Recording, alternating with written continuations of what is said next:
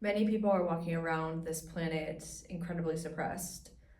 It's grown to be a epidemic of unhappy, unfulfilled, and spiritually depleted people.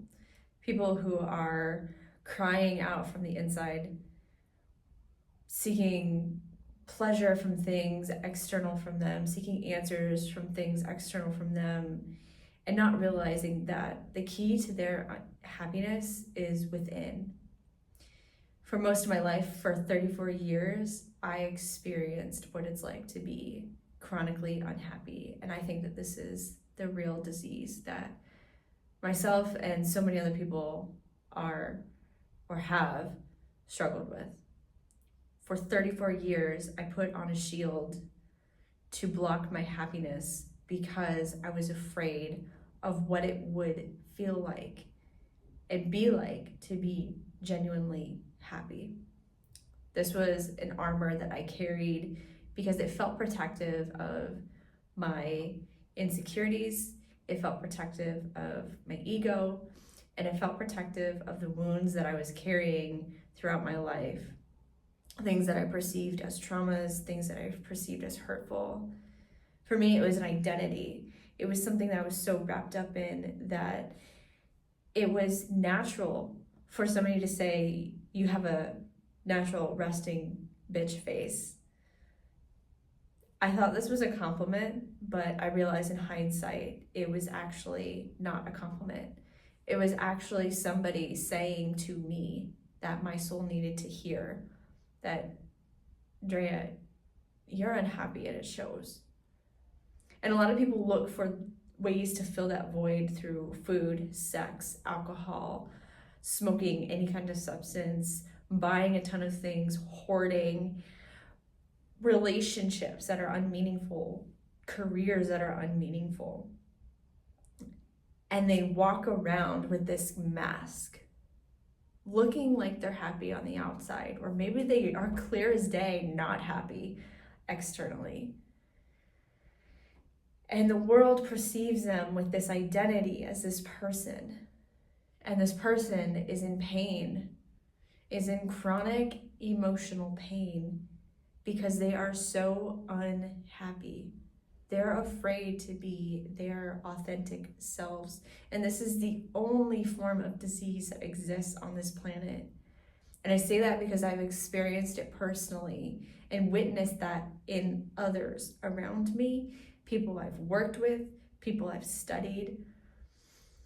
This is a existential crisis that I think is happening all over this planet, that people are beginning to realize they've been living out of alignment and in lies their entire lives.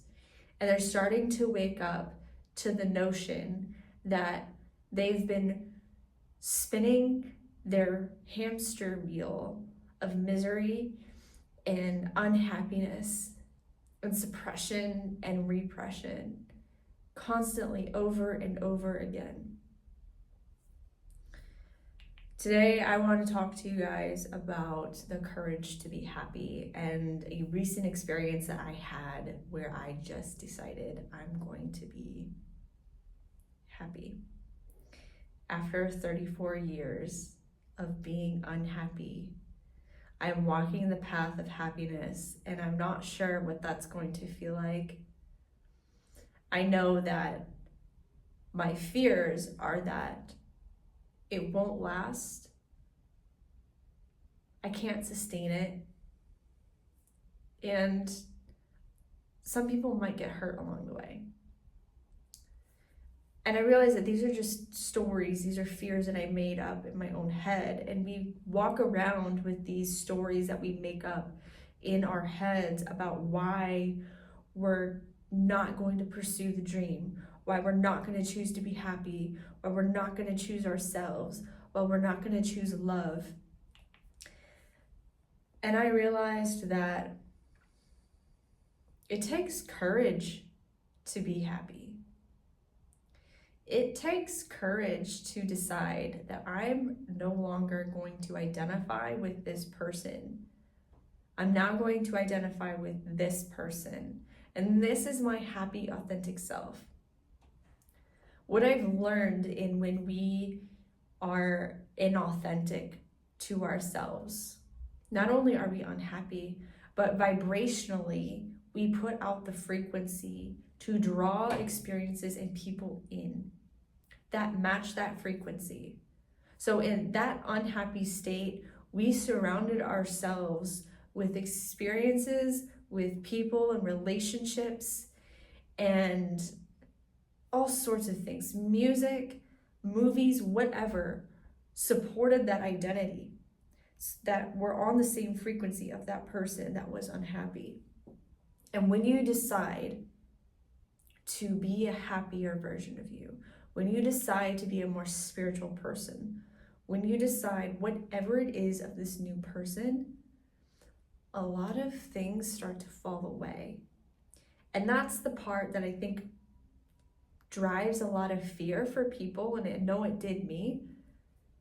And I realized that by me vibrating authentically, not only am I happier, but I also draw in the relationships and the people that are soul nourishing, that those relationships light me up, those experiences, the opportunities, the places I get to go, the choices that I make, they all are a part and in alignment of that aligned, happy, authentic version of myself. And yes, it means that some relationships will fall away because they're no longer serving me. They have served me up until that point.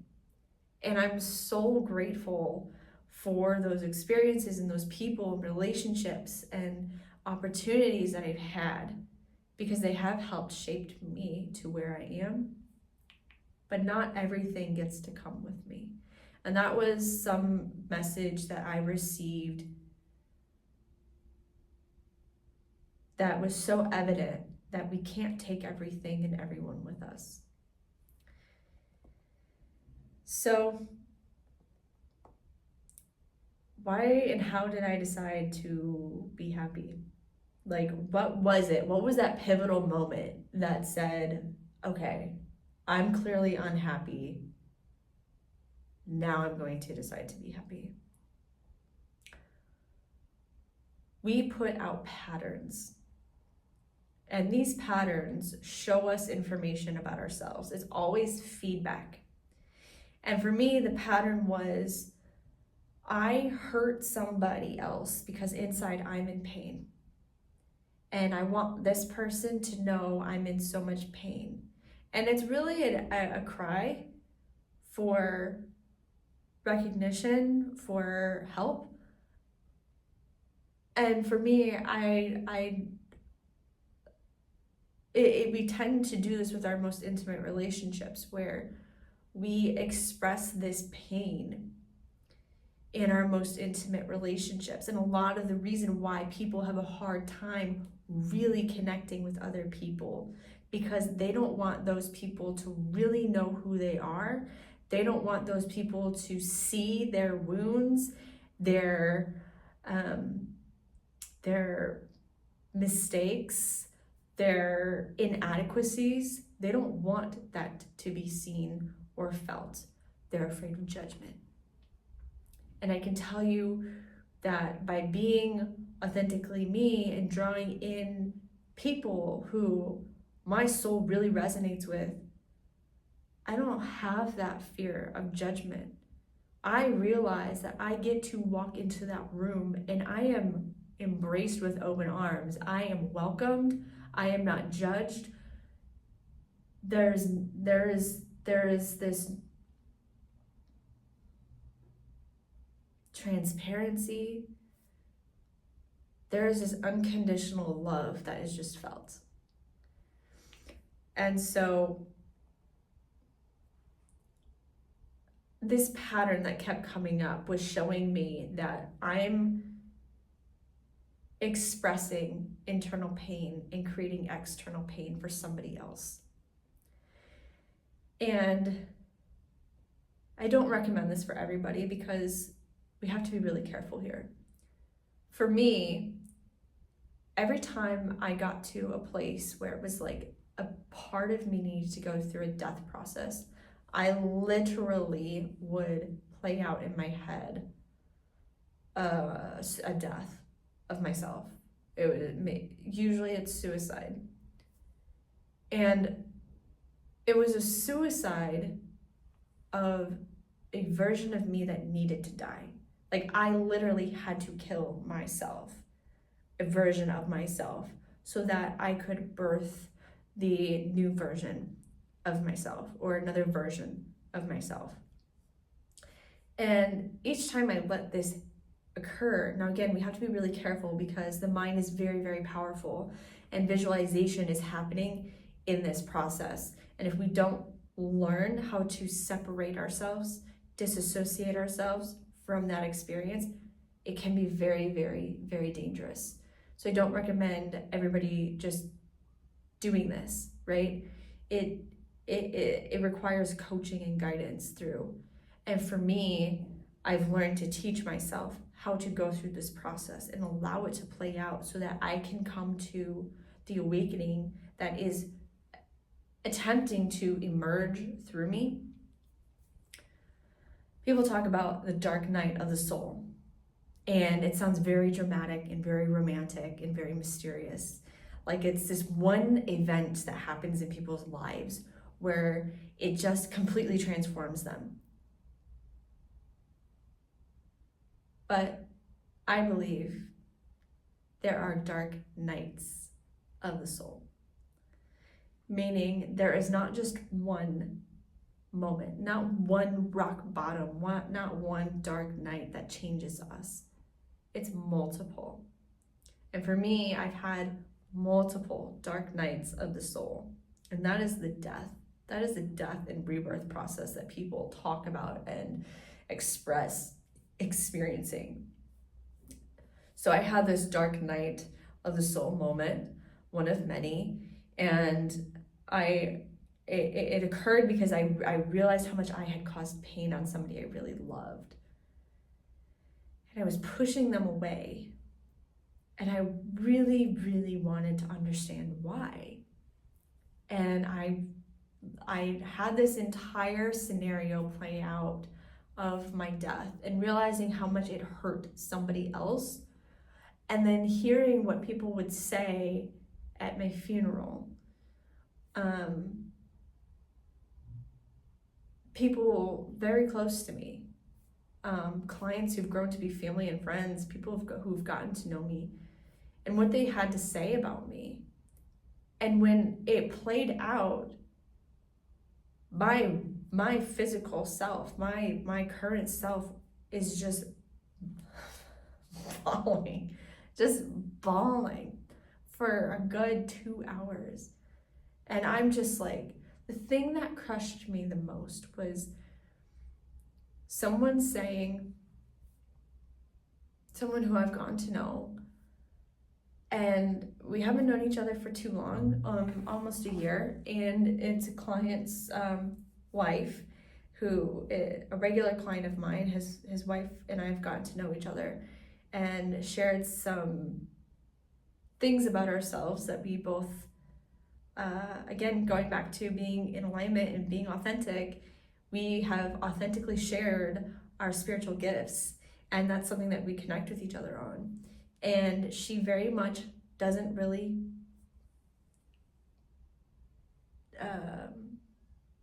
share it with the world. She's very private about it. And for me, I definitely picked up on it, and she picked up on mine. And in this funeral, this wake actually, she is sharing about, Drea has these skills, has this like special sauce about her that I think she was so deeply wanting to express and tap into, but she was so afraid.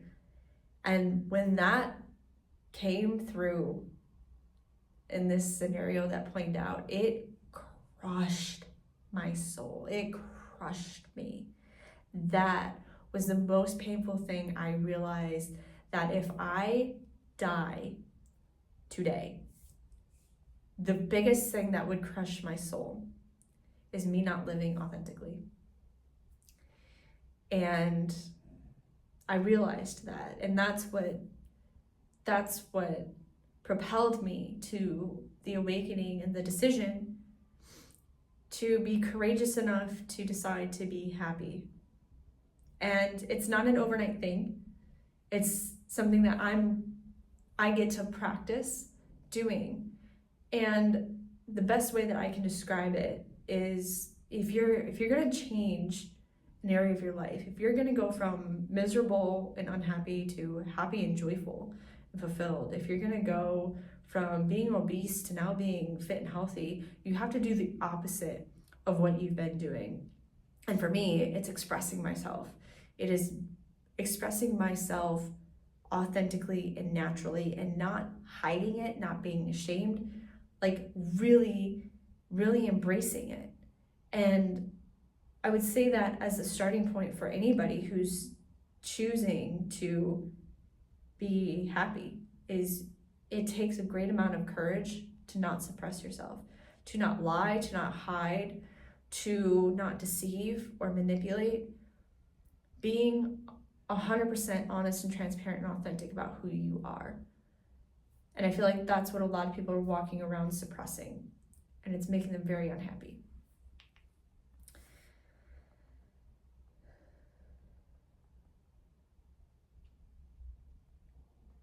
So how do you know you're living unauthentically? Well, I just kind of briefly touched on it, but look at your outside world. What is it reflecting back to you? Is it hard? Is it struggle? Is it strife? Is it people telling you to your face, like, you have a natural RBF? Like, girl, you have a natural RBF. Natural resting bitch face. That is a clear indicator that somebody's unhappy. How do you speak? What do you say about yourself? What do you say about other people? What's your internal dialogue? Are you doing things that really light you up, or do you feel constricted? Think about it. When you make a decision to do something, or even if you express yourself or not, do you feel contracted or expanded in that? If you feel expansive, then that's a sign that you're being authentic, that you're doing what makes you happy. If you feel constricted, well, then you feel constricted and you don't feel happy. So if you're living unauthentically, look at the people that you draw in. Are they authentic? Are they honest? Are they transparent? Are they vulnerable? If not, that should be a very clear indicator about who you are being, that you're probably living inauthentically. I have a colleague who I think she is so wonderful, and yet I know that she is very inauthentic, and that she lies a lot, and there's a lot of deceiving. There's manipulation, and I pick up on it because I've been there. I've been that person, so I can easily sniff it out.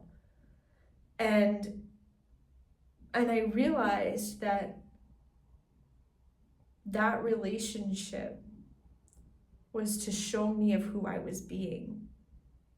And I realized that this new version of me can't have that relationship because it's not a match. We're not on the same frequency anymore. And that's okay. And that's part of the grieving process, the death process. So how do we decide to be happy? It's literally permission to be happy. When you give yourself the permission to be happy, it now says, I get to do what I really want to do with my life. I get to say what I want to say. Not everybody likes cussing. Not everybody likes swearing. Sometimes I feel like it is part of the expression that I need to get out. So I don't have an issue with swearing. I don't have an issue with using really fancy words either. I don't have an issue with either one because they allow me to express various parts of myself, whatever needs to be expressed.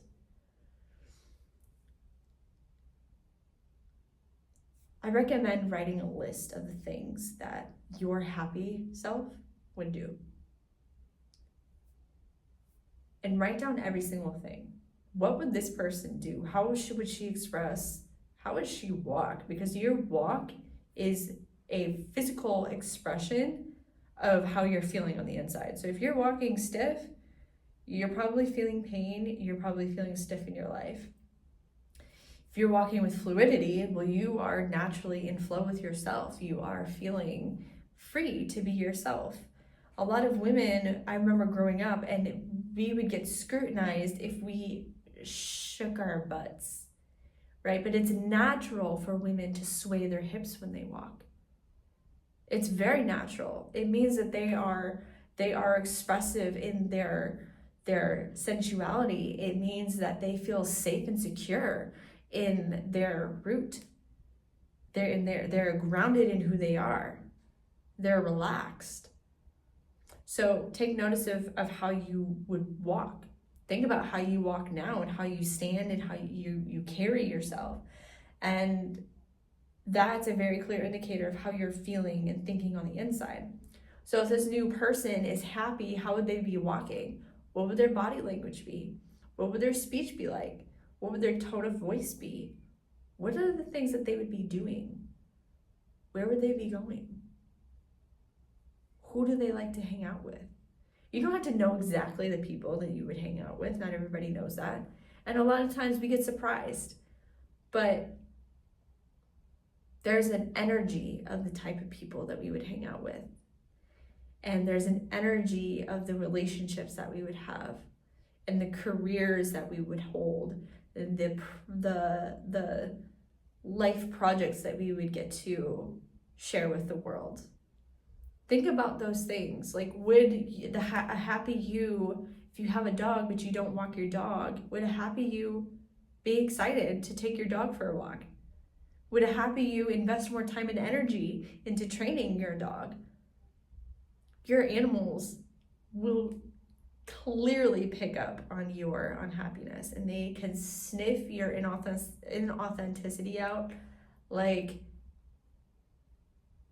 a pellet of poop on a football field. I mean, they can sniff it out because they only know how to be authentic. And humans will try to impress inauthenticity onto animals, meaning we expect them to be somebody that they're not. We don't want them to bark. We don't want them to communicate. We don't want them to be authentically them. And we don't know how to nurture their authentic selves because we don't know how to nurture our authentic selves. So how you do anything is how you do everything. So if you learn how to nurture your authentic self, think about the relationships that you get to nurture. Think about the children that you get to nurture to be authentically them. Kids only know how to be authentically them, but adults teach them, and even older children teach them not to be authentically them. Because you have to comply with society and domestication. Nobody really thinks about the fact that we used to live in the wild and we've grown to be domesticated. And there's this wild nature about us that a lot of people don't explore, they don't express. And for me, that was very, very sad, disheartening. Something that I really wanted to express, but not sure it's gonna fly with the rest of the world. Not sure it's going to be approved of, but we were all wild at some point. And I believe that babies and toddlers are those wild, natural, animalistic, but also very spiritually imbued little beings. of what we really desire to feel and be like. So if you really want to understand and see what happiness feels like, think back to your childhood. Think about the times where you just felt really happy for no reason. Like, I remember having moments of joy just for no reason. I would be sitting somewhere, maybe on my driveway outside, and like, I had nothing to do. I had no friends to hang out with. It was maybe 2 p.m. or 11 a.m, and I would feel like so bored. But then I would feel so happy. It was like this happiness just washed over me. Like, wow, I'm alive. Like, this feels really good. You know?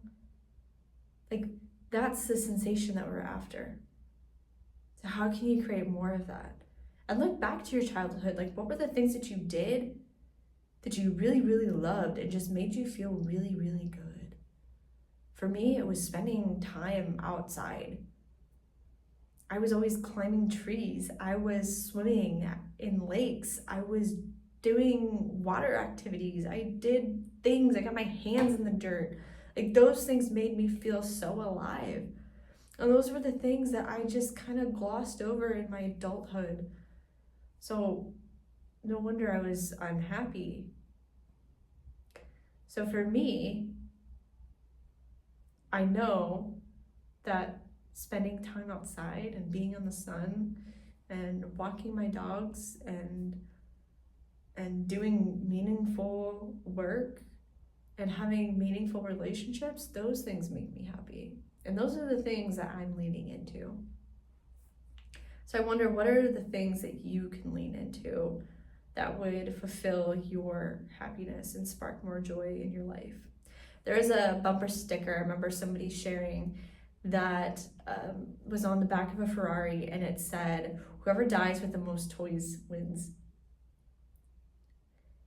And I thought about that, and I said, correction. Whoever dies with the most joys wins. And I know that we don't necessarily die, but whoever transcends with the most joys wins. I think that's more appropriate. And I think that is the goal we should all be after. I think that will really ignite happiness and joy and fulfillment in our lives. I think that's what will really create the connection of oneness within ourselves, the oneness that we're all after, which is the oneness with Source, God, whatever you want to call it, but we're all after it. And spirituality is just such a underappreciated aspect of life. And I, for one, was missing that for a long time, and being reconnected with my spirituality has brought so much more joy and faith into my life, where I am more trusting of processes, where I am more trusting of things that I can't control. And that's another area that makes me feel very happy, is how is your spirituality? Do you have a spiritual connection or no? If you don't, why not cultivate one? So, in a nutshell, we've addressed how to decipher if you're unhappy, what your unhappiness is drawing into your world, and reaffirming your unhappiness and the identity that you have, and ultimately how to be happy. Like, again, it takes courage, especially in this world where most people are not happy and they're not choosing happiness.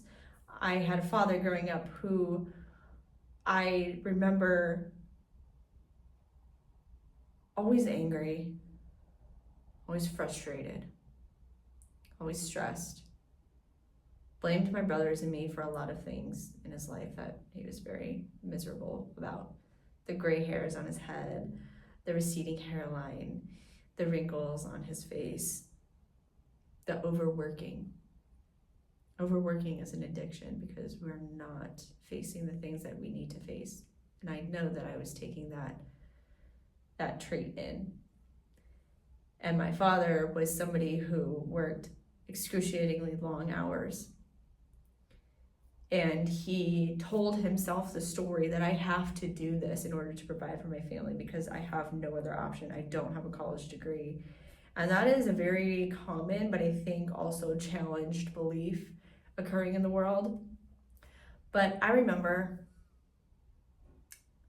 late one night, walking down the stairs, realizing my dad was still awake. It was like 1 a.m. The light was on. So I had gotten up to use the restroom and I knew he was awake. So I went to go down and I peered my head over the banister, looked into the living room. My dad was up working. And I remember thinking to myself, I will never, ever work a job where it just makes me miserable and sucks the life out of me. And I was so adamant about that. And I did get sucked into the fear of not following mainstream careers.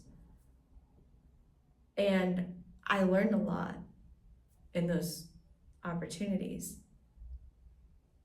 But I also sacrificed my integrity with myself.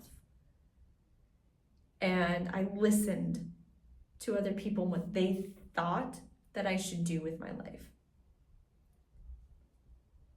And seeking validation from others is always going to make you unhappy. Doing meaningless tasks in life will always make you unhappy. Trying to control outcomes and trying to be somebody else and take somebody else's responsibility is always going to make you unhappy. And for me, I thought that I was responsible for my dad's happiness. And I brought that with me into my adulthood. And for a very long time, I blamed myself that he was not happy. And I thought that I had to sacrifice myself to make others happy. I became a people pleaser. And up until recently, I also carried that belief that I have to do this thing in order to make everybody else happy, to give everybody else a quality of life. I have to be the strong one. I have to be the breadwinner. I have to do this thing. I have to work hard because how else are we going to do this thing? And I realized that that's a belief and I challenge it because it's not true. And if I was really doing the things that lit me up, all of the stresses that I had been experiencing wouldn't be prevalent in my life. And of course, there's always going to be stress in life, even if you're doing all the things that make you happy or all the things that generate happiness. There's still going to be stresses in life, of course, but they're so much easier to navigate and to cope through than when you are not doing the things that light you up. Life gets so much lighter, and we are light beings, so it's natural for us to want to do the things that make us feel light. And that is part of the process of writing down the identity of the person who is happy. Again, what is he or she doing? Where do they shop? What do they do on a day-to-day basis? What kind of friends do they have? What are their relationships like? Are they an animal lover? Are they a book nerd? Are they doing a career in technology? Are they recording podcasts and creating content for the internet? Are they working at a cafe? I realized that what makes me happy and what really lights me up is nobody's business or responsibility but mine. And if for me that was, which I'm not saying that it is, but if it was being a bookkeeper or working in a cafe or being a librarian or being a park and recs person, if that's what truly lit me up, then by all means, that is the thing that I should do. Because nobody can put a price tag on your happiness. And honestly, the happier you are, the more abundance you have in your life. And it's not just money, it's not just dollars. It's rich relationships. It's a really, truly rich life. I see so many people out here in LA who have all these things. And on the surface, it looks like they have a lot. But they're hollow on the inside. They're just a shell. There's nothing there. You can talk to somebody, it feels like you're just talking to a wall. There's no substance coming back. That's how you know you're unhappy. That's how you know someone else is unhappy. And you know that you're happy when you have richness to share and when you have richness to enjoy. Again, it's not the material stuff. It is the substance, the meat of you. I hope this video helped you guys. If you found it helpful, if you feel somebody else could use this wisdom and you want to pass the message along, please do so. It helps spread the awareness on our channel about living the alkalign lifestyle, but it also really helps maybe at least one person, maybe 2, maybe 8 billion receive the medicine and the wisdom and the guidance that they're looking for. So if you feel responsible, if you feel called to share any of this information with anyone, we would be honored. Thank you for joining in, and we'll see you guys in the next video.